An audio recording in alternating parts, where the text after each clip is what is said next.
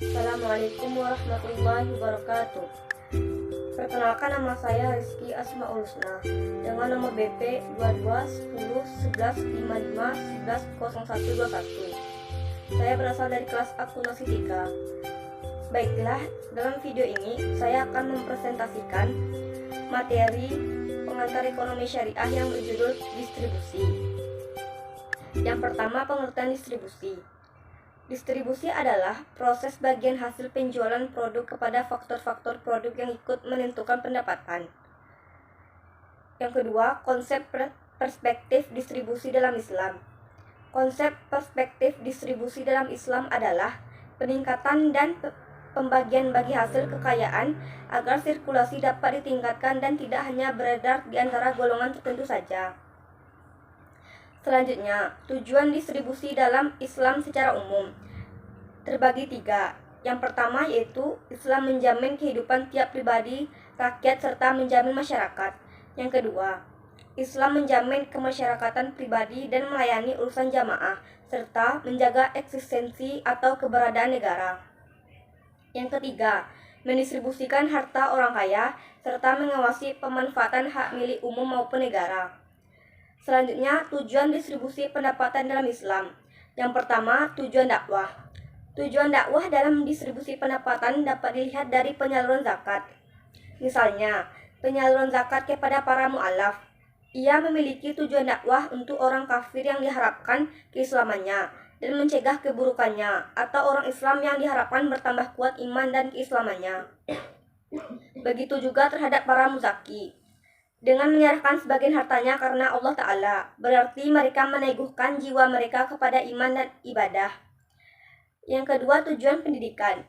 Secara umum, tujuan yang terkandung pada distribusi pendapatan dalam perspektif ekonomi Islam adalah pendidikan, akhlak al-karimah seperti suka memberi, berderma, atau berderma itu adalah memberi kepada orang lain atas niat baik, dan mengutamakan orang lain serta mensucikan diri dari akhlak al-mazmumah seperti pelit, tamak, dan mementingkan diri sendiri.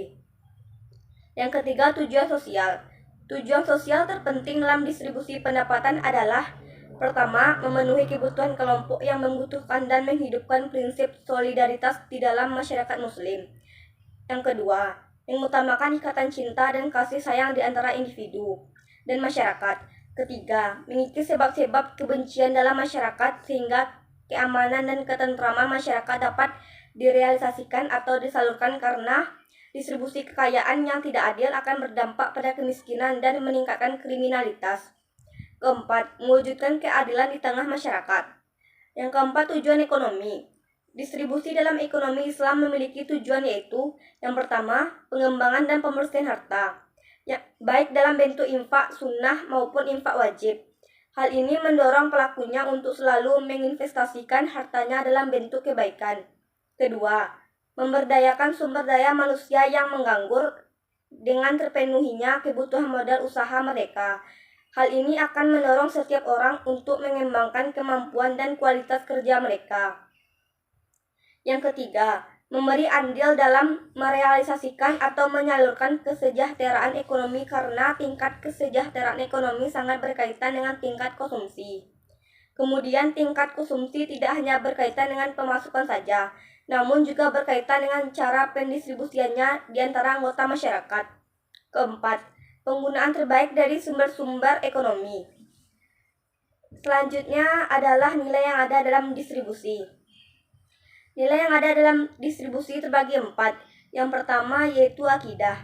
Nilai-nilai ini adalah prinsip-prinsip utama dalam memahami dan didistribusikan.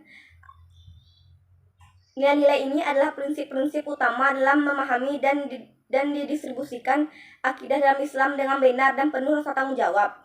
Distribusi akidah yang baik membantu menjaga kemurnian ajaran agama dan berkontribusi pada pembentukan masyarakat yang berlandaskan nilai-nilai Islam. Yang kedua, moral.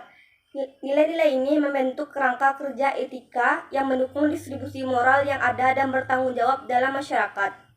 Penerapan nilai ini dapat membantu menciptakan masyarakat yang lebih berkeadilan dan peduli terhadap kebutuhan sesama manusia. Distribusi moral yang baik sering melibatkan transparansi dalam pengelolaan sumber daya dan akuntabilitas terhadap penggunaannya. Yang ketiga, hukum syariah. Pendidikan dan pemahaman yang baik tentang hukum syariah sangat penting untuk memastikan distribusi hukum yang benar dan adil. Nilai-nilai distribusi hukum masyarakat ini menciptakan dasar untuk sistem hukum Islam yang adil dan berlandaskan pada prinsip-prinsip etika dan moral Islam. Distribusi hukum syariah yang baik diharapkan untuk menghasilkan masyarakat yang hidup dalam keadilan dan kepatuhan terhadap ajaran agama. Dan yang terakhir adalah keadilan. Distribusi keadilan harus mencapai keseimbangan yang adil antara hak individu dan kewajiban sosial. Nilai-nilai distribusi keadilan ini membentuk kerangka kerja etika yang membantu masyarakat dan lembaga dalam membuat keputusan yang adil dan merata. Menerapkan nilai-nilai ini membantu menciptakan masyarakat yang hidup dalam keadilan, harmoni, dan kesejahteraan. Sekian, terima kasih. Hanya itu yang dapat saya sampaikan. Assalamualaikum warahmatullahi wabarakatuh.